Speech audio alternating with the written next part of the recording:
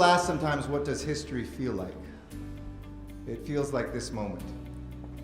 It feels like this moment when we bring together the past and the present and allows us to peer a couple inches forward into the future, to see what the city has always aspired to be, who we are right now, and who we will be tomorrow. I feel surrounded by history, first and foremost because the men and women that make history, Los 10 that we celebrate that are here today, and a couple who are not with us physically but are here with us very much because of this book. I start by thanking two incredible authors, visionaries, friends in George and David who have brought us here today. So please let's start by thanking them. Muchísimas gracias por su visión.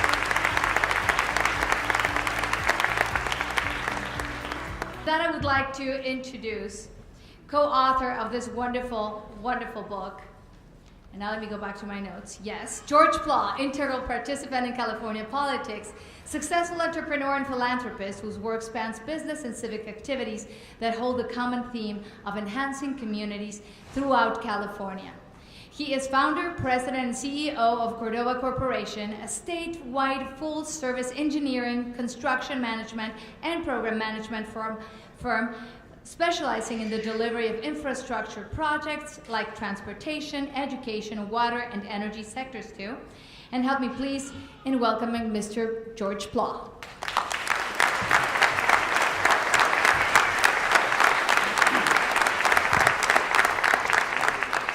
Thank you, Gabriela, for that wonderful commercial. I appreciate that on my firm. Before we get too serious, I want to tell you about a phone call I got Monday or Tuesday from Richard Alatorre, and wanted to talk to me about the book. And so I couldn't wait to hear what this legend would have to say about the book. So I called him right back, and I said, Richard, tell me. He says, Georgie, and I don't know how long he's going to call me Georgie. I thought I was grown up already. He says, Georgie, guess what? The print's too small. And I said, what? He said, the print's too small. I said, Richard, I didn't write it for senior citizens. We wrote it for students. I wanted to tell you that David and I are humbled to be here. This outpouring of support is, pardon me, quite moving. And as you know, an effort like this takes a team, takes a village. And I'm responsible to tell you what makes up this team, because this book would have never happened without them. First and foremost, I want to introduce Gail Pla, who's been with me for 45 years and put up with me. Please stand.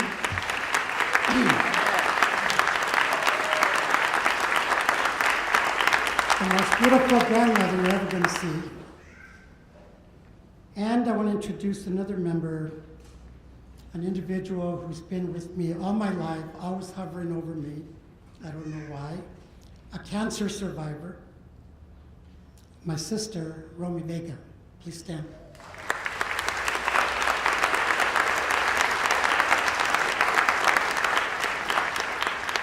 As some of you think Maria Moranian's tough, my sister can get ghetto really fast. Don't mess with her. I'd too like to introduce Hector Sandoval, who designed the cover. What do you think about the cover of the book? And the posters. And he's created a video that will document what's happening tonight. And then I'd like to tell you a story about an editor. I learned, Randall and I, Martinez, were at the Smithsonian, and they impressed upon me the importance of an editor. And I said, fine, who's the best? And they said, Anitra. I said, who's Anitra? They said, she's out in Berkeley, but I want to tell you that she has a 2-year waiting period and she's not available. I said, well, let me talk to her. And she said, well, she's not available, but you can go ahead and talk to her. Oh, and besides, Anitra's about to edit my boyfriend's book, so she's really not available. So we flew out to Berkeley to meet with her. And frankly, I was expecting to meet Cruella LaVille. And she comes up, I'm looking through the window of this restaurant, and she comes up in her bicycle, in this nerdy bicycle hat. And I said, "That's the editor?" Said, "Yeah." So she sits with me and I explained to her the project. And she said, "I've not ever heard anything like it. I'll edit your book." And I got on the phone right away and called back to the lady in the Smithsonian, a curator, Dr. Mireya. I said, "I have bad news for you." She said, "I told you she wasn't available." I said, "No, she's not going to edit your boyfriend's book." Anitra, please step. Our editor.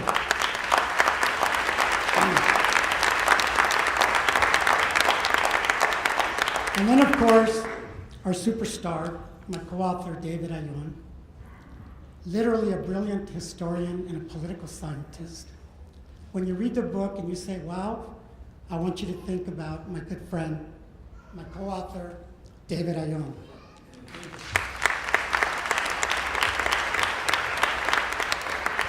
So now, people kept asking me, "Why did you all decide to write this book?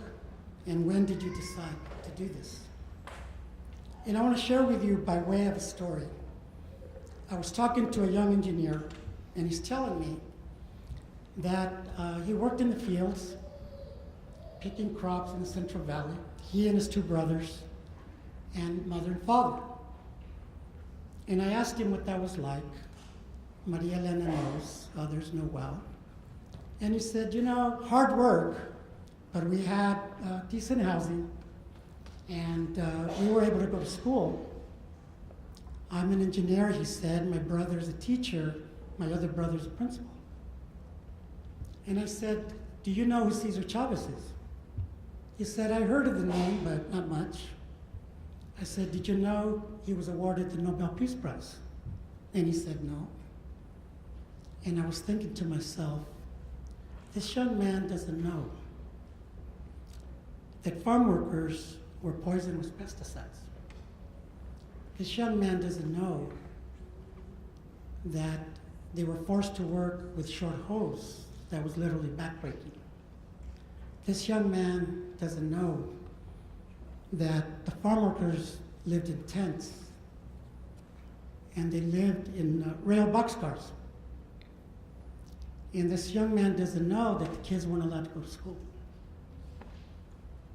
And I thought more about that story, and it dawned on me that young people don't know that Ed Roybal forced the Census Bureau to create a category called Hispanic, where we in the Latino community would be counted, which led to representation and programming for our community. And by the way, for you transportation buffs, Metro Rail would not exist were it not for Ed Roybal and Julian Dixon. This young man and young people don't know that Esteban Torres, were it not for him, NAFTA would have never been approved. These young people don't know that a man from East LA can rise to be a United States ambassador. Young people don't know that Art Torres, when he chaired the health committee in the Assembly, was the original author of what we now call the Affordable Care Act, or Obamacare, in the 80s. And Art is not here today because he's chairing a commission meeting on stem cell research. Young people don't know that Richard Alatorre literally changed the face of California and its representation. And then he did it again in the city of Los Angeles. And that all of you would not know names like Padilla, Nuri Martinez, Monica, Huizar, Cedillo, were it not for Richard. And young people don't know that the Agricultural Labor Relations Board was a success only because Richard Alatorre worked with Jerry Brown to sign it into law. Young people don't know what Gloria Molina did, especially at the County Board of Supervisors, one of the most conservative bodies in America. And she single-handedly changed the dynamic of that organization. Richard Polanco, young people don't know that the caucus went from 6 members to 26 members, affecting policy, not only representation, but policy and legislation in the country. Fabian Nunez would have never been speaker. Bustamante would have never been speaker. Antonio would have never been speaker. But my favorite is that Richard Polanco chaired the first hearing on AIDS in America and got death threats. Maria Elena, Durazo, Miguel Contreras changed the face of labor in this region. And Antonio Villaraigosa, who would be here, but he's out of the country, would tell you he would never, ever be elected mayor were it not for Maria Elena and Miguel Contreras. And Antonio, I think Mayor Garcetti would agree that all the cranes and the transit systems and all that you see in the region was started and put forward by Antonio Villaraigosa. And while he was not successful in June, he laid down the foundation for others to run and be governor someday. And then, of course, Gil Cedillo. I think young people know, the dreamers know who you are. But I'm not sure that everyone knows how many times he pursued the driver licensing bill and how many governors vetoed his bill. And yet he wouldn't give it up. And his friends said, Gil. They start calling him One Bill Gil. Kind of making fun, right? Well, he showed them. Guess what he is today? He's 1 Mil Gil. And let me tell you why.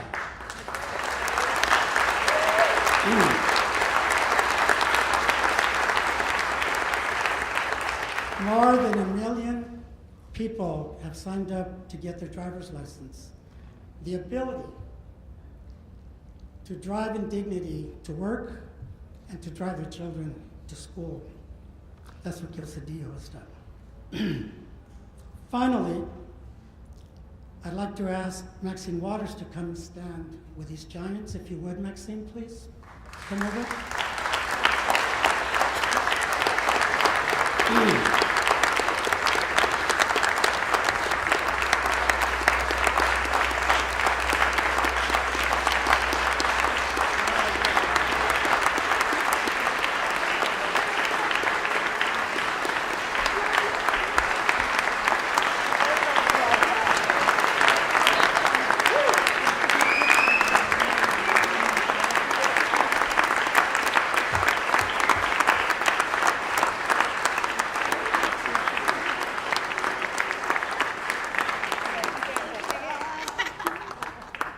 I wanted Maxine to be here with this group of giants, icons, because I want to be clear about what power shift means.